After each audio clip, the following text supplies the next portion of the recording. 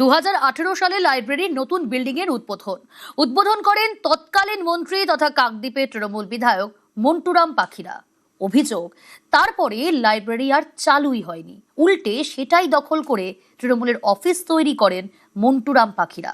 আর এর বিরুদ্ধে সরব স্থানীয়রা।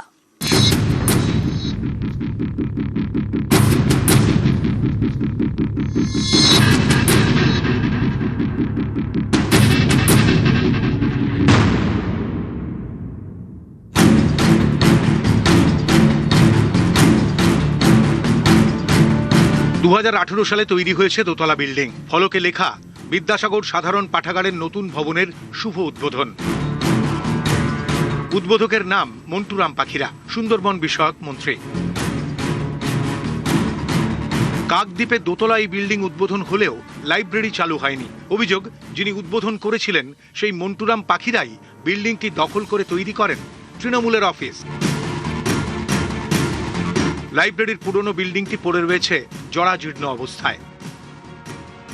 জায়গা ছোট, অনেকজন বসাও যায় না, আর যেভাবে জরাজীর্ণ বাড়ি সংস্কারের প্রয়োজন, তবে সংস্কার থেকে একটা শুনেছি একটা বড় বাড়ি হয়েছিল, সেটা নাকি লাইব্রেরি হবে।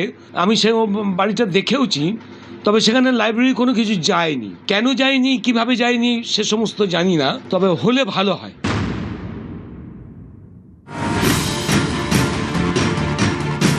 দক্ষিণ 24 পরগনার কাকদ্বীপের দক্ষিণ গোবিন্দপুর। এখানে রয়েছে প্রায় 65 বছরের পুরনো লাইব্রেরি, জরাজীর্ণ অবস্থা।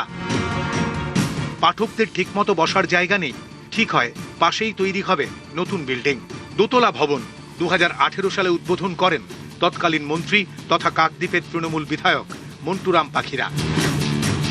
অভিযোগ, লাইব্রেরি বিল্ডিং উদ্বোধন হলেও আজও চালু হয়নি, উল্টে সেই বিল্ডিংটি হয়ে গিয়েছে তৃণমূলের অফিস। এদিকে পুরনো লাইব্রেরির অবস্থা এতটাই খারাপ যে বইগুলো নষ্ট হওয়ার জোগাড়।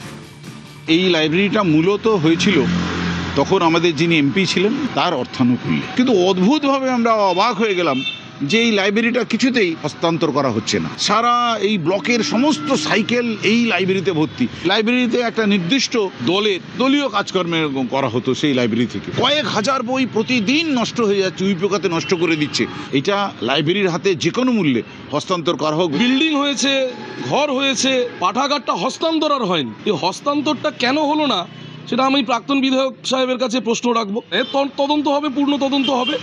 কে বা কারা দায়ী, সেখানে এসডিও দায়ী কি বিডিও দায়ী কি ওই দপ্তরের কারা দায়ী, কারা ওনাকে ওখানে তৃণমূলের পার্টি অফিস চালাতে বলেছিল, সেটা পূর্ণ তদন্ত হবে। কাকদ্বীপ থেকে বিশ্বজিৎ হালদার, নিউজ 18 বাংলা।